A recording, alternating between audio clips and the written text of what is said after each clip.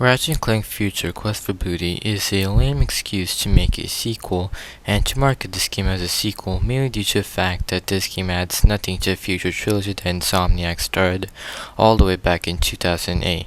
Tools of Destruction ends off with Clank getting kidnapped by the Zoni and Ratchet swears to save him, something I completely missed in my Tools of Destruction review. Sorry about that.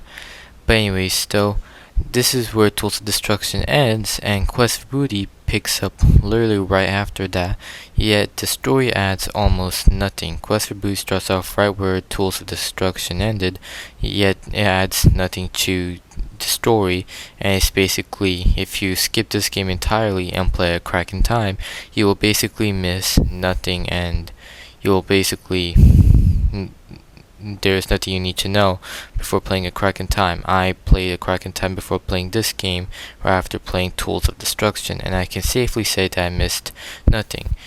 The only thing that this story really adds is the ending, where Dr. Nefarious is said to be the doctor to repair Clank after he's been exposed with too much Zoni energy, and that has damaged him and he is no longer conscious.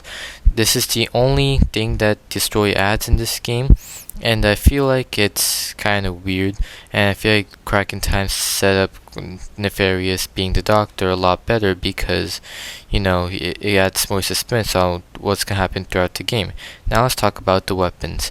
The weapons are basically the same. There are a few new additions like the Tornado Launcher or the Shock Ravager, and the starting weapons are basically copy and pasted from Tools of Destruction, like the Combustor and Fusion Bomb. The Fusion Bomb is basically the same, and the Combustor somehow managed to get worse, which I thought was impossible because it was already pretty bad in Tools of Destruction. The only other real gameplay improvement is the fact that you can now pick up enemies and use them as light with the Omni Wrench, which isn't really that big of an improvement in my opinion. But yeah, the aura I know of this game is basically the same as other games I've heard. I haven't really unlocked it yet, mainly due to the fact that I stopped playing this game because I didn't just find that much interest in it.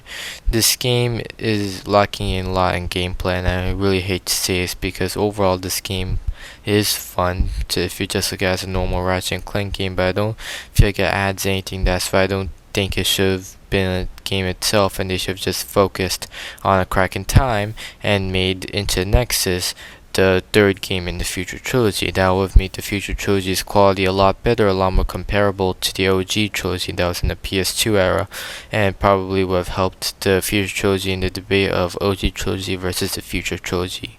But anyways, guys, I don't have much to say about this game. The game is very short. It's only about 4 hours. It doesn't add anything to the story. It doesn't add much to the gameplay.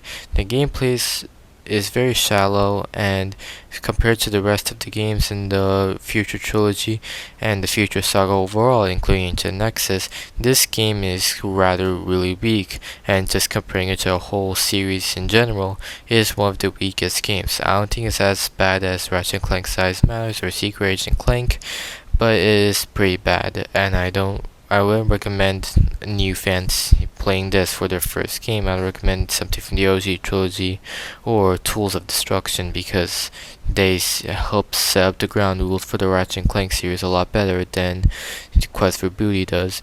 And I feel like this game isn't as good and as great as Tools of Destruction. I'd rate Tools of Destruction above this game.